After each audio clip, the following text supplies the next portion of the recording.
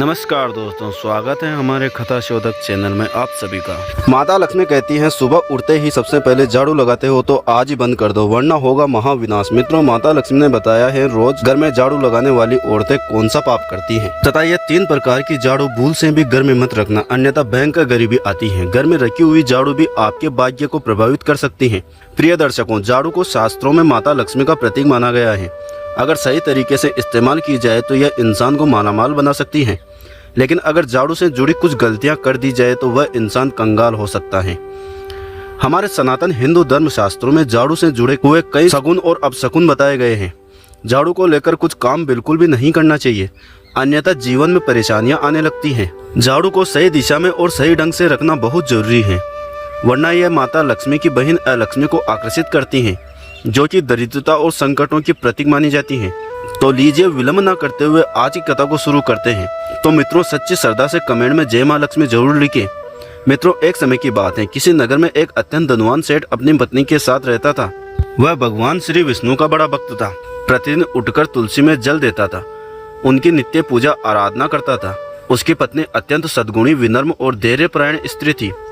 दोनों का जीवन सुख समृद्धि से भरा हुआ था, किंतु संतान के अभाव में वे बहुत दुखी थे। बहुत प्रार्थना और पूजा के बाद एक दिन उनकी प्रार्थना स्वीकार हुई और फिर उनके घर में एक सुंदर पुत्री ने जन्म लिया। माता पिता ने अपनी पुत्री का नाम सुनंदा रखा। सुनंदा बचपन से ही माता पिता की अत्यंत प्रिय थी। कई सारी मन्नतें मांगते हुए और भगवान शिव के सावन सोमवार के व्रत करने से उन्हें पुत्री की प्राप्ति हुई थी। इसलिए सेठ और उनकी पत्नी उस कन्या को हमेशा अपनी पलकों पर बिठा कर रखते थे। उसे कभी कोई चीज की कमी नहीं होने देते थे। उसकी हर एक इच्छा पूर्ण की जाती थी, मानो जैसे कि उसने देवराज इंद्र के घर में जन्म लिया हो।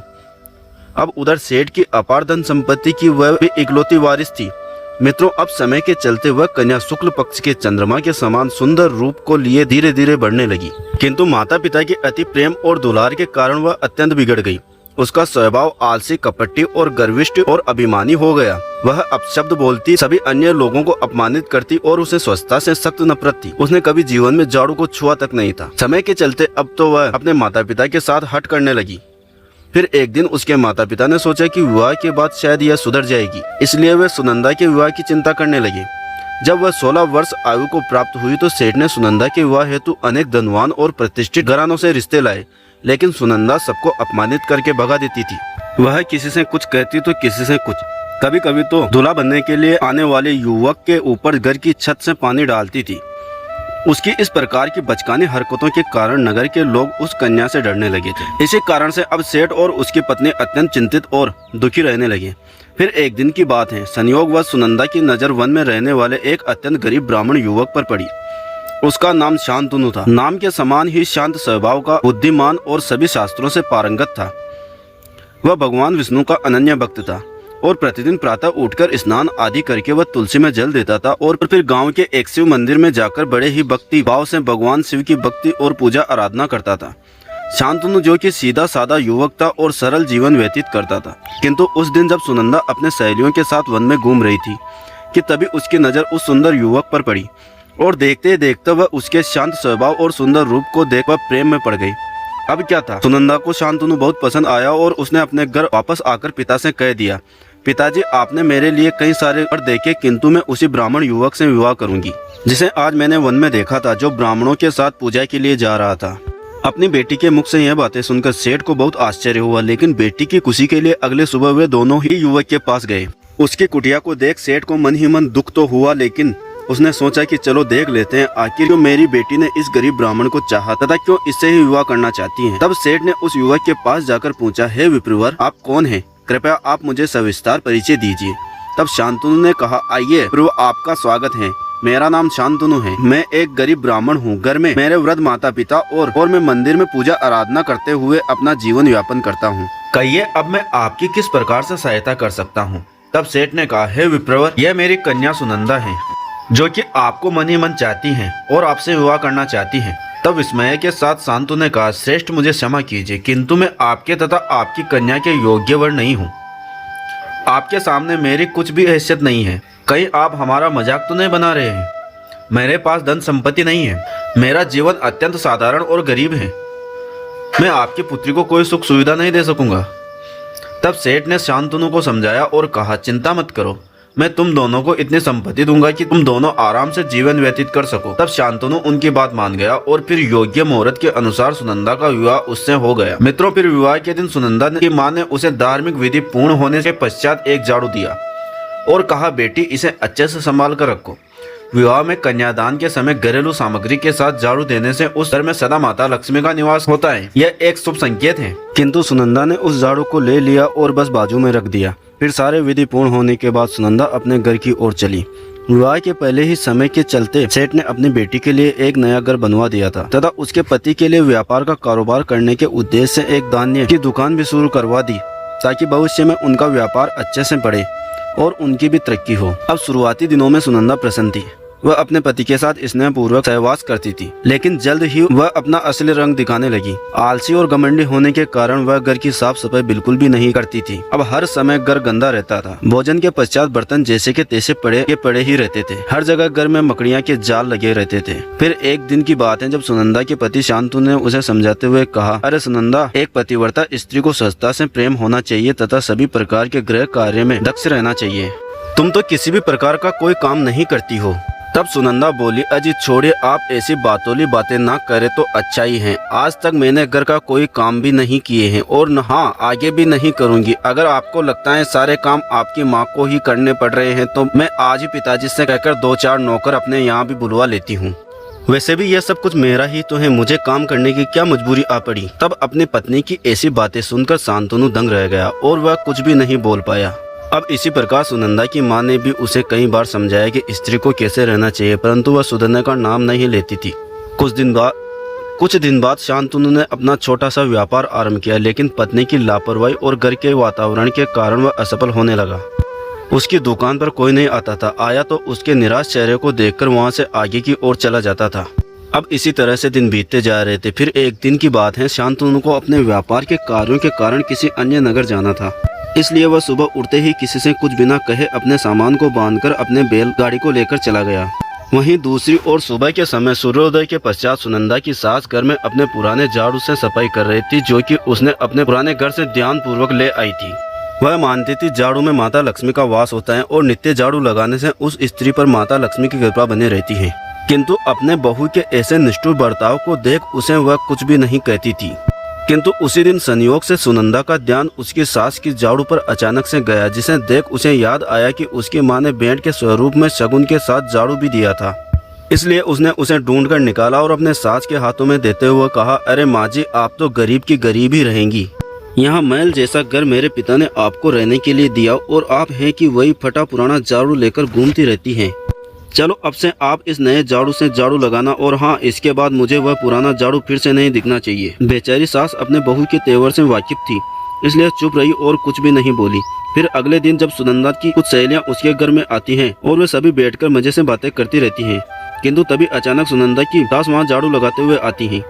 अब जब सुनंदा की नजर उस पुराने झाड़ू पर गई तो वह क्रोध से आग बबूला हो गई और उसने उस झाड़ू को छीनकर घर के बाहर फेंक दिया और बोली, अरे बुढ़िया, मैंने आपको मना किया था कि इस झाड़ू को घर में मत रखना।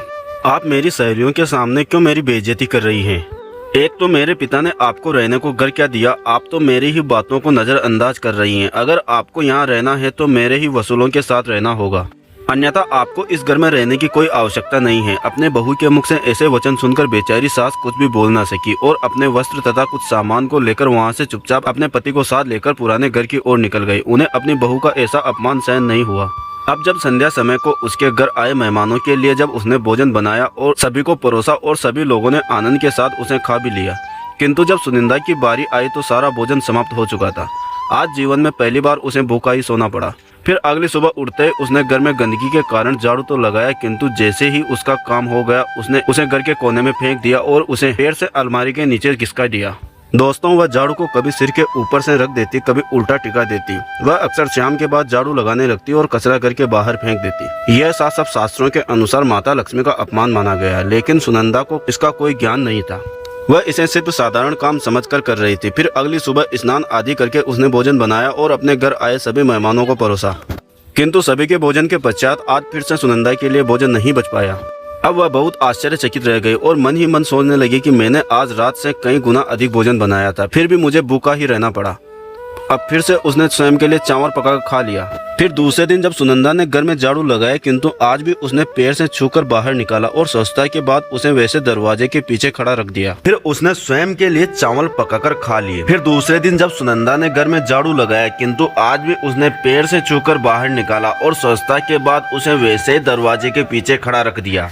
मित्रों, अब होने को कुछ और ही मंजूर था। सुनंदा जाने अनजाने में गलतियां करती ही जा रही थी, लेकिन उसके घर की नकारात्मकता की समझ उसे नहीं आ रही थी। अब इसी प्रकार से कुछ दिन बीतते जा रहे थे। सुनंदा अब अकेली होने के कारण उसे मिलने हर दिन कोई ना कोई मेहमान आता रहता था, किंतु जब भी वह उनके लिए भोजन बनाती और पहले से अधिक मात्रा में बनाती, फिर भी वह समाप्त हो जाता था। अब उसके घर में कुछ होने के बावजूद सबका हाल बुरे बदतर होता जा रहा था। कहने को तो वह महल की रानी थी, पर पर्याप्त भोजन न मिलने के कारण अब वह सूख कर कांटा बन गई। अब इसी तरह से कुछ दिन बीतने के बाद एक दिन शांतनु वापस अपने घर में आया। तब वह देखता है कि उस घर में उसके माता पिता नहीं हैं। जब उसने पूछा कि अरे भाग्यवान, मेरे माता पिता कहाँ गए? वे काफी समय से दिखाई नहीं दे रहे, मैं तो कब से उन्हें ढूंढ रहा हूँ, क्या तुम जानती हो आखिर वे कहाँ गए? तो उसने बताया कि उन्हें मेरे साथ रहना रास नहीं आया, इसलिए वे अपने पुराने घर को चले गए। इस बात को सुनकर शांतनु को बड़ा दुख हुआ। अब वह समझ गया सुनंदा को उसके माता पिता बोझ लगने लगे हैं, इसलिए उस दिन वह अपनी पत्नी से कुछ भी नहीं कहता, क्योंकि उसे मुंह लगाना कितना भारी पड़ सकता है यह वह भलीभांति जानता था। तो उसने भोजन किया और शांत चित्त होकर सो गया। फिर अगले दिन दोनों पति पत्नी घर के आंगन में झगड़ा कर रहे थे। तभी उन्होंने देखा कि एक साधु उनके घर के सामने रुका और उनके घर की तरफ दोनों हाथों को जोड़कर कुछ मन ही मन फुट-फुटते कहते हुए प्रणाम करके चला गया। उन्हें आश्चर्य हुआ कि साधु ने किसे प्रणाम किया। फिर अगले दिन से वह रोज का क्रम हो गया। साधु प्रतिदिन उनके घर के सामने आता, हाथ जोड़कर प्रणाम करता और चला जाता। अब धीरे धीरे सुनंदा की बुरी आदतों के कारण घर का सारा धन संपत्ति समाप्त होने लगी। वह अपने पिता से धन मांगकर पिता को भी कंगाल बना चुकी थी। अब एक दिन शांतनु भी उसकी हरकतों से तंग आकर उसे छोड़कर चला गया और माता पिता की सेवा करने लगा। दोस्तों, वह साधु साक्षात भगवान श्री हरि विष्णु थे, जो सुनंदा को मार्गदर्शन करने हेतु धरती लोक पर एक साधु का रूप धारण उसकी सहायता करने के लिए आए थे। दोस्तों, अब इधर सुनंदा अकेली रह गई, लेकिन उसका स्वभाव नहीं बदला। वह ऐशो आराम में जीकर बचा हुआ जो धन था उसने उसे भी उड़ा दिया। अब उसके पिता ने भी उसका त्याग कर दिया। अंत में वह पूरी तरह से कंगाल होकर अपने घर में अकेली रह गई। अब उसे अपने कर्मों का गहरा पश्चाताप होने लगा, लेकिन अब बहुत देर हो चुकी थी मित्रों। किंतु इसी बीच एक बात नहीं बदली। वह साधु अभी भी रोज उसके घर के सामने आते, प्रणाम करते और मन ही मन कुछ कहते हुए वहाँ से चले जाते। फिर एक दिन सुनंदा से रहा न गया। वह घर के बाहर निकली और क्रोध से बोली, हे साधु, प्रतिदिन मेरे घर को देखकर तुम किसे प्रणाम करते हो? मेरे घर में तो अब कुछ भी नहीं बचा, लेकिन तुम हो कि हर दिन मुझे प्रणाम करते हो। आखिर तुम्हें क्या चाहिए? तब वह साधु मुस्कुराया और बोला, हे पुत्री, मैं तुम्हारे घर में विराजमान देवी अलक्ष्मी को प्रणाम करता हूँ। तुम्हारे घर में जो गंदगी, आलस्य, अभिमान और कटुवाणी विराजमान है, वही देवी अलक्ष्मी का स्वरूप है। मैं उनका सम्मान करता हूँ ताकि वे मेरे घर कभी न आए। इसलिए प्रतिदिन जब भी मैं आपके घर के सामने से गुजरता हूँ, मैं अलक्ष्मी को प्रणाम करता हूँ। देखो, जो तुम्हारे घर के ऊपर बैठी हैं वो। मित्रों, अब क्या था, सुनंदा यह सुनकर हतप्रभ रह गई, मानो कि अब तो उसके पैरों के नीचे से जमीन खिसक गई हो। वह कुछ पलों के लिए सदमा पाकर शांत रह गई और कुछ भी आगे बोल न पाई। जब उसने खुद को संभाला तब उसे समझ आया कि उसने कोई तो बड़ी भूल की है। उसने स्वयं ही देवी लक्ष्मी को त्याग कर देवी अलक्ष्मी को अपने घर में स्थान दिया था। अब वह फूट फूट कर रोने लगी, जिस कारण से उसके साथ ऐसे हो रहा है। तब उसने उस साधु के चरणों को पकड़ लिया और बोली, हे महात्मा, कृपा करें और मुझे इसका कोई उपाय बताएं। सुनंदा के विनम्र भाव को तथा उसके भीतर के पश्चाताप को देखकर साधु भगवान श्री हरि विष्णु कहते हैं, हे पुत्री, अगर तुझ में साहस है तो ध्यान से सुनो। तुम्हारी ही गलती के कारण ऐसे प्रकोप हुआ है। तुमने घर में रखी झाड़ू का अपमान किया था, इसलिए देवी लक्ष्मी तुम्हारे घर से रुष्ट होकर चली गई। तब सुनंदा कहती है, हे स्वामी, मुझे क्षमा करें और मेरा मार्गदर्शन करें। मैं इस भूल के लिए माता लक्ष्मी से क्षमा याचना करूंगी। आज से उनकी नित्य पूजा आराधना करूंगी। हे महाराज, आपसे मैं विनती करती हूँ, मेरा मार्गदर्शन करें। मित्रों, तब साधु भगवान विष्णु कहते हैं, हे पुत्री, उठो, शांत हो जाओ, मैं तुम्हें मार्गदर्शन करता हूँ, किंतु अब तुम मेरे प्रत्येक शब्द को ध्यान पूर्वक सुनना। तब सुनंदा हाथ जोड़कर साधु से प्रणाम करती हैं और कहती हैं, जी हाँ महाराज, आप मुझ पर कृपा करें। तब साधु आगे कहते हैं, हे पुत्री, झाड़ू सिर्फ गंदगी साफ करने का औजार नहीं, यह आपके भाग्य की दिशा भी तय करता है। शास्त्रों में झाड़ू को माता लक्ष्मी का प्रतीक माना गया है। इसे सही तरीके से इस्तेमाल किया जाए तो धन, समृद्धि और सुख शांति लाने वाली होती है, लेकिन लापरवाही से इसका उपयोग घर में दरिद्रता, अशांति और संकट ला सकती है। अब तुम्हें मैं झाड़ू के प्रकार के विषय में बताता हूँ तथा कौन सी झाड़ू शुभ होती है। या कौन सी अशुभ होती हैं? सुनो, झाड़ू 3 प्रकार की होती हैं। पहला, प्लास्टिक की। यह पूरी तरह त्याज्य मानी जाती है, इसमें धार्मिक ऊर्जा नहीं होती। दूसरा है सिक्कों वाली झाड़ू, यह सबसे उपयुक्त मानी जाती है, इसे देवी लक्ष्मी का वाहन कहा गया। और तीसरा है फूल या सजावटी झाड़ू, यह केवल सजावट के लिए है, सफाई के लिए उपयोग नहीं करनी चाहिए। घरों में केवल सिक्कों वाली झाड़ू का प्रयोग करें और वह प्राकृतिक हो। हे पुत्री, झाड़ू खरीदने का शुभ समय भी आपका भाग्य निश्चित करता है। झाड़ू खरीदने के लिए शनिवार, मंगलवार या रविवार को सबसे शुभ माना जाता है। वहीं सोमवार, बुधवार, गुरुवार और शुक्रवार को झाड़ू खरीदना अशुभ माना जाता है। दीपावली, अमावस्या, ग्रहण, पूर्णिमा जैसे पवित्र तिथियों पर झाड़ू खरीदना या उपयोग करना धनवर्धक होता है। अब मैं तुम्हें घर में झाड़ू को रखने की सही दिशा के विषय में बताता हूँ। ईशान कोण, उत्तर पूर्व में झाड़ू बिल्कुल न रखें, यह पूजा स्थल होता है, देवता अप्रसन्न होते हैं। दक्षिण पश्चिम को झाड़ू रखने का सबसे उत्तम स्थान माना गया है। यह नेतृत्व कोण है और घर के मुखिया की उन्नति को दर्शाता है। झाड़ू लगाने का सही समय और उसका प्रभाव के विषय में जान लो कि सुबह सूर्योदय से पहले का समय जो होता है वह सबसे शुभ होता है, जिससे घर में दरिद्रता, रोग, ऋण और नकारात्मक का नाश होता है और माँ लक्ष्मी प्रसन्न होती हैं। दोपहर का समय जो होता है वह सामान्य होता है, वह ना शुभ ना अशुभ होता है। विशेष लाभ नहीं होता, लेकिन हानि भी नहीं होती। केवल अत्यधिक गंदगी होने पर झाड़ू लगाएं। और संध्या, सूर्यास्त के समय और बाद में का समय जो होता है वह अत्यंत अशुभ। देवी लक्ष्मी घर छोड़ जाती हैं और देवी अलक्ष्मी दरिद्रता का आगमन होता है। यह समय रात्रि देवताओं का माना गया है, जिसमें झाड़ू लगाना वर्जित है। रात में झाड़ू लगाने की मजबूरी हो तो क्या करें? यदि किसी कारणवश रात में झाड़ू लगाना पड़े, जैसे दूध गिर गया हो या कांच टूट गया हो, तो झाड़ू से गंदगी एक जगह समेट कर रख दें। यह कचरा बाहर न फेंकें और कचरा सुबह सूरज उगने के बाद ही बाहर डालें, क्योंकि यह माना जाता है कि रात में घर का कचरा बाहर निकालना घर से लक्ष्मी जाने का संकेत होता है और धन का नाश होता है। उसे कभी उल्टा या बिखरा हुआ नहीं छोड़ना चाहिए। झाड़ू को घर में सबसे कोने में ढककर रखना चाहिए, जैसे लक्ष्मी को सम्मान दिया जाता है। बाहर से आने वाले लोगों की नज़रों से भी उसे छिपाकर रखना बेहद शुभ माना गया है। याद रखिए, घर के अलावा अन्य लोगों की नज़रों से वह छिपी रहनी चाहिए। हे पुत्री, अब मैं और कुछ महत्वपूर्ण नियमों के विषय में बताता हूँ। तुम्हें यह प्रश्न कभी जरूर आया होगा कि टूटी झाड़ू का क्या करें। तो टूटी हुई झाड़ू को शनिवार के दिन घर से बाहर निकालें। कभी भी ईशान कोण, उत्तर पूर्व या पूजा स्थान में न रखें और फेंकने से पहले उसका सम्मान करें। ना पैरों से लगाएं, ना दिखावे में रखें। उसे हो सके तो नदी में प्रवाहित करें या खेतों में डाल दें। अब यह ध्यान पूर्वक जान लो कि झाड़ू लगाने का उचित समय कौन सा होता है। सुबह या दिन में झाड़ू लगाना शुभ होता है। सूर्यास्त के बाद, रात में या किसी के जाने के तुरंत बाद झाड़ू लगाना अशुभ होता है। गुरुवार को पोछा या झाड़ू ना लगाएं, इससे लक्ष्मी रुष्ट होती है। कचरा सूर्यास्त के बाद बाहर फेंकना वर्जित माना जाता है। विशेष उपाय, गुप्तदान, शुक्रवार, अमावस्या, ग्रहण या पूर्णिमा पर सुबह 4:30 बजे किसी को बताए बिना मंदिर में झाड़ू छोड़ें। लक्ष्मी जी की कृपा का विशेष योग। दरवाजे पर झाड़ू रात को रखना नकारात्मक ऊर्जा रोकने के लिए। सुबह उसे हटा दें और छिपा दें और पीछे के पानी में नमक मिलाएं। समुद्री नमक से पोछा लगाने पर नकारात्मक ऊर्जा हटती है। जब झाड़ू से जुड़ी कुछ सावधानियां याद रखें। सबसे पहले कभी भी झाड़ू को खड़ा ना करें। साथ ही झाड़ू को भूल से भी पैर न लगाएं और अगर गलती से लग जाए तो माफी मांगिए और धोएं। झाड़ू से किसी जानवर को न मारें, विशेषकर गाय या बकरी को। अब किसी भी शुभ कार्य पर निकले व्यक्ति के तुरंत बाद झाड़ू न लगाएं, इससे दोष लगता है। अब सुनंदा कहती है, महाराज, मैं आपकी बहुत बहुत आभारी हूँ जो आपने मुझे झाड़ू से जुड़े महत्वपूर्ण नियमों को बताया है, किंतु मैं कई दिनों से ठीक से भोजन नहीं कर पा रही हूँ। हर दिन मैं अधिक से अधिक भोजन बनाती, किंतु जैसे ही मैं भोजन के लिए बैठ जाती हूँ सारा अन्न समाप्त हो जाता है। तब साधु रूपी भगवान विष्णु मंद मुस्कान के साथ कहते हैं, हे कन्या, यह तुम्हारी भूल से हुआ है। तुम्हारे पास सब कुछ होने के बावजूद तुमने अपनी ही माँ के समान सास को भोजन से वंचित रखा तथा गरीबी का उपवास किया था। उन्हें घर से निकाल देने के कारण तुम्हारे यहाँ से देवी अन्नपूर्णा भी रुष्ट होकर चली गई है। तुमने द्वार पर आए किसी भी याचक को दान नहीं दिया था। सब कुछ होने के बावजूद केवल तुमने ऐशो आराम से जीवन जीना पसंद किया। तुमने कभी किसी की मदद तक नहीं की थी। तब आगे हाथ जोड़कर सुनंदा कहती है, हे स्वामी, कृपया मुझे इस दोष से मुक्त करें और मेरा मार्गदर्शन करें।